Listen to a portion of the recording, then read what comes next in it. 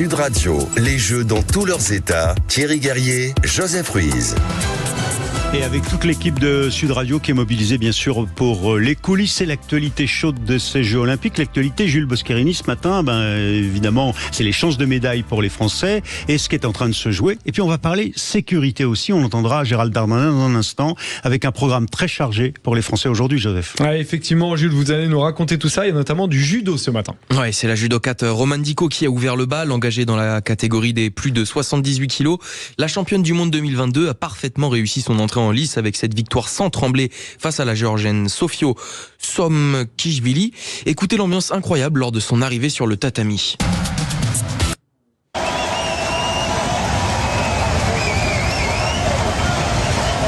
C'est l'Arena Champ de Mars, c'est bouillant. Ah oui, le public qui scande le nom de la judokate à son arrivée. Dicot. Et le public a fait son effet puisque le rêve olympique continue pour la francilienne qui a également gagné son quart de finale contre la bosnienne Larisa Seric. Et il y a aussi une star du judo français qui veut récupérer son bien, Jules. Et oui, seulement médaillé de bronze à Tokyo, Teddy Riner va tenter de récupérer son bien, vous l'avez dit. Ça a d'ailleurs bien commencé pour celui qui a allumé la flamme olympique. Victoire dans la douleur quand même face à l'Emirati. Bien commencé. On a bien dit au début que c'était difficile et qu'il s'est fait peur. Mais ça passe pour Teddy Riner, donc c'est effectivement le plus important. Mais c'est vrai que c'était pas forcément simple. On va prendre la direction du bassin de la Défense Arena, Jules, avec deux nageurs très très attendus également. Ouais, effectivement, soirée qui peut être exceptionnelle. De finale pour les Français. Tout d'abord Florent Manodou qui vise un 4e podium consécutif à 20h30 sur le 50 mètres nage libre. Ce serait du jamais vu dans l'histoire des JO. Le champion olympique 2012 sur la distance nagera à la ligne d'eau numéro 8. Ligne d'eau numéro 8, ça sera pas facile parce qu'il paraît que c'est pas un bon numéro. Voilà, compliqué oui, mais le petit frère de l'or croit en ses chances, d'où ce clin d'œil à sa sœur au micro de France Télévisions. Je connais une nageuse qui avait fait championne du monde à la ligne d'eau numéro 8 en 2005. Je vais essayer de faire pareil. Voilà, sans oublier Léon Marchand, déjà triple médaillé d'or sur ces Jeux. Le prodige français est en quête d'un 4e titre en moins d'une semaine avec cette finale du 200 mètres 4 nage. Ce sera à suivre à 20h43. Et on vous l'a dit, programme très chargé aujourd'hui avec encore d'autres chances de médailles. J'adore les précisions de Jules Boscherini. 20h43, pas 44, pas 42, mais 43. C'est pas moi, c'est le programme télé. Bien sûr, allons-y. Donc c'est le cas en voile avec ce programme chargé. Charline Picon et Sarah Steyhart engagées en finale des 49R FX. La finale a débuté il y a quelques minutes. La soirée pourrait se terminer en beauté également avec les demi-finales à 20h, puis la finale à 21h35 du BMX Racing. 3 Français y seront. Romain Mailleux, Joris Daudet, respectivement médaillés en or et de bronze aux mondiaux de Glasgow en 2023, tout comme Sylvain André.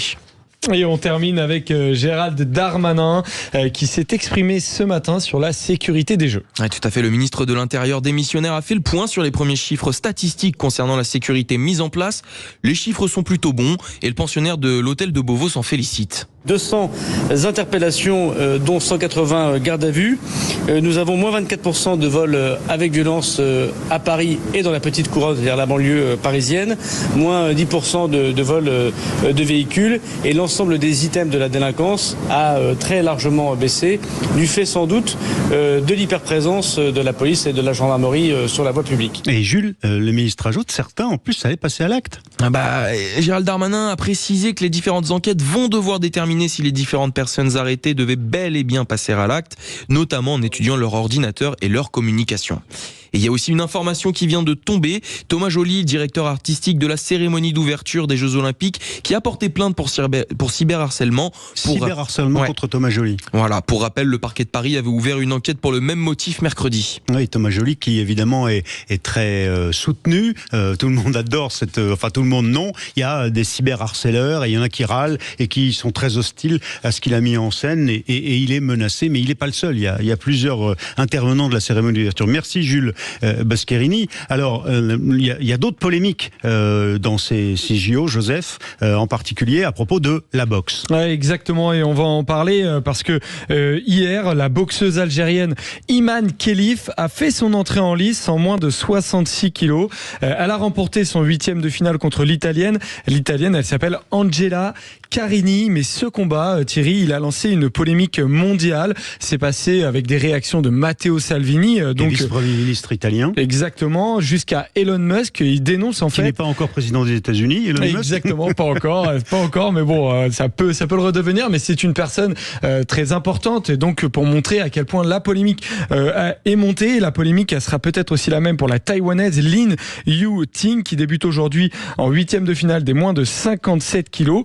Il faut expliquer ce que c'est que le nœud de cette polémique homme-femme. Il y a un problème, une interrogation sur la nature même de cette boxeuse. Exactement, et en fait, cette boxeuse, elle a été disqualifiée des championnats du monde de boxe il y a quelques mois parce que ses tests de genre n'étaient pas les bons, et elle a été acceptée par le CIO pour combattre. Elle aurait des chromosomes XY, et on va faire le point tout de suite avec Quentin Gérard. Quentin Gérard, la polémique qui allait monter hier, la boxeuse, on le rappelle, c'est une boxeuse algérienne, Iman Khelif, et en fait elle est accusée d'être un homme tout simplement, ou d'avoir des caractéristiques génétiques masculines. Expliquez-nous. Oui, alors nous sommes au parc des expositions de Villepinte hier pour un 8e de finale entre l'Algérienne Iman Khelif et l'Italienne Angela Carini en moins de 66 kilos. Mais après un coup reçu sur le nez, l'Italienne abandonne au bout de 46 secondes seulement. Elle m'a fait trop mal, je ne veux pas continuer, dit-elle, et sort du ring en dénonçant un combat injuste. Et Quentin, après tout de suite sur les réseaux sociaux, la polémique a enflé. Oui, les tweets pleuvent sur le fait qu'Iman Khelif serait un homme qui a transitionné ou aurait des caractéristiques masculines anormales, à l'image d'Elon Musk, le patron de X et de Tesla, qui partage ce message: les hommes n'ont pas leur place dans le sport féminin, avec une photo de l'Italienne battue en guise de soutien.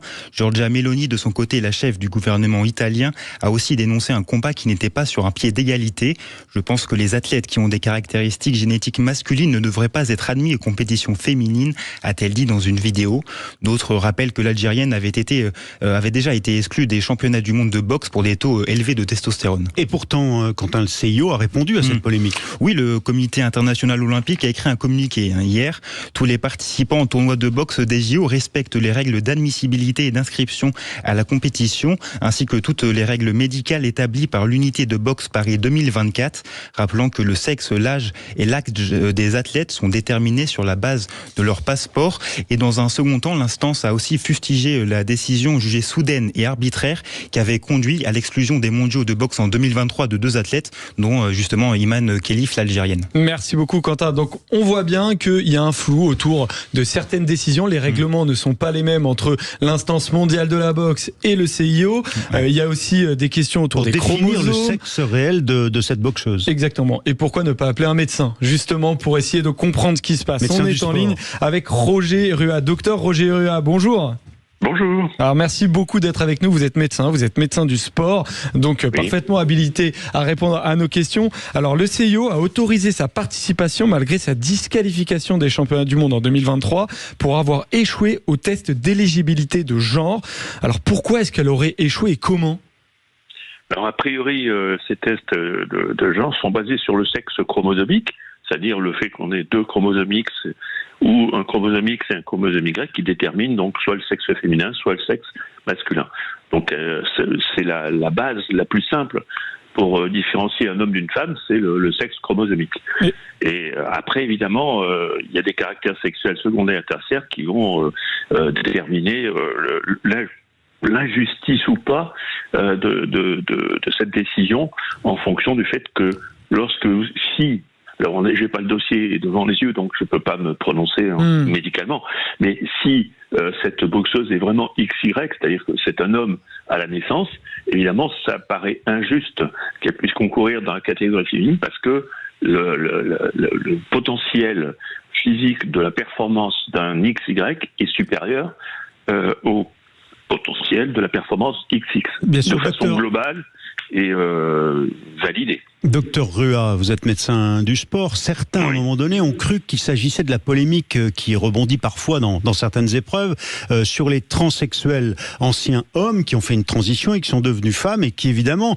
sont avantagés parfois par leur puissance biologiquement issue de leur masculinité précédente. Là, on n'est pas du tout dans le même cas. Il s'agit plutôt de ce qu'on appelait autrefois des hermaphrodites, c'est-à-dire une malformation initiale, c'est ça ? et qui a fini par quand même amener les autorités algériennes, après études scientifiques, à considérer que ce personnage était une femme. Donc là, on est dans un cas très très rare de quelqu'un qui finalement a été déclaré femme. Oui, tout à fait. Le cas de l'hermaphrodisme est un dysfonctionnement au niveau génétique qui permet à une personne d'être XX et XY en même temps. Et donc après, la potentialisation des caractères sexuels secondaires, notamment pour la performance musculaire, vont être orientés en fonction de ce qu'on va demander à l'athlète. Alors, il existe aussi des taux d'hormones circulantes qui permettent de différencier.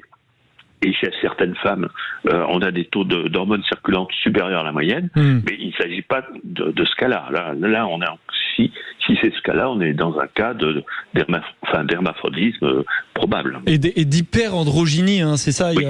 Parce qu'elle serait potentiellement XY, tout en étant considérée femme. Ça rappelle forcément le cas de Caster Semenya, une athlète, elle fait de l'athlétisme sur du 800 mètres, et elle est médaillée olympique aussi. Et c'est là que ça devient aussi compliqué par rapport au règlement, c'est-à-dire que on peut avoir les chromosomes XY et être considéré comme une femme, c'est ça, pour être bien clair.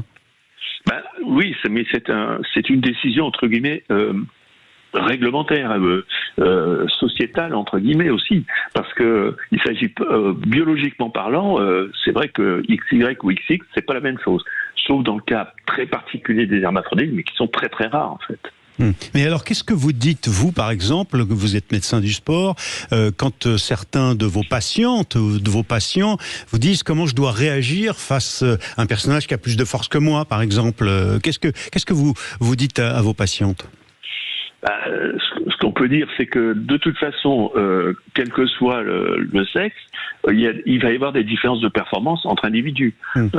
Certains le remettent ça en question, docteur Roger Ruat. C'est que certains disent que la testostérone n'a pas un impact direct sur les performances sportives.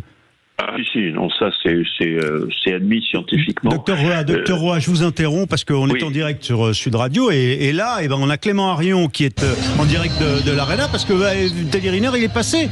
On est en direct là. Il est passé Teddy Riner, on vient de voir le vrai Teddy Riner ici à l'Arena Champ de Mars. Victoire par Ippon au bout de 2 minutes 30 face au Géorgien Touchishvili. Scène rare à la fin du combat. Il y a eu de la tension avec son adversaire, ils ont presque failli en venir aux mains un petit peu, ça a été chaud. Et finalement Riner a fini par enflammer la salle, il a joué avec le public et ça sent bon. Il sera en demi-finale aux alentours de 16h40, je dirais, face au Tadjikistan, le combattant du Tadjikistan, Temur Rakimov. Et puis juste avant, on aura Roman Diko également en demi-finale aux alentours de 16h20 face à la brésilienne Béatrice Souza. Voilà messieurs, ça sent la médaille ici à l'Arena Champ de Mars. Génial, merci Clément Arion, on est en direct grâce à vous et ce sera tout à l'heure aussi dans les vraies voix avec Christine Bouillot à partir de 17h pour la suite du programme. Mais voilà, les JO dans tous leurs états, on était en direct. On va remercier le docteur médecin du sport Roger Ruat qui nous a apporté son éclairage scientifique sur cette polémique, évidemment sur la boxeuse algérienne. Est-elle un homme, est-elle une femme? En tout cas, son adversaire italienne s'en est plainte. On reviendra peut-être sur ce dossier, bien sûr, tout au long des Jeux Olympiques sur Sud Radio. À tout de suite. Sud Radio. Sud Radio. Parlons vrai. Sud Radio. Parlons vrai.